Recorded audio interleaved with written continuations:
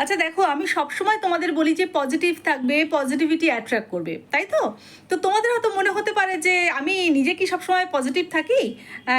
আমি তো সবাইকে বলছি, তাই না? এটা হয়তো তোমাদের মনে হতে পারে।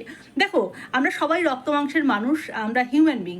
তো আমরা মানে সবাই কিন্তু একটা সময় নেগেটিভ হয়ে যাই, সে যতই পজিটিভ মানুষ হোক।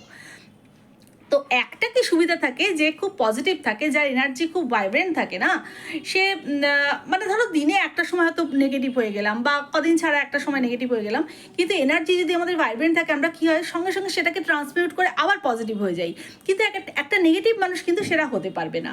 হ্যাঁ, সে কিন্তু কিছু সময়ের জন্য পজিটিভ হলে আবার সেই সারাদিন ওই নেগেটিভই থাকবে। সেই জন্য আমি বলি যে পজিটিভ থাকো, পজিটিভিটি অ্যাট্রাক্ট করো, এইটা একটা সুবিধা পজিটিভ থাকলে। তা এটাই একটা পার্থক্য এবং এটাই একটা সুবিধা একজন পজিটিভ আর একজন নেগেটিভ মানুষের মধ্যে। কথাটা বোঝাতে পারলাম মনে হয়।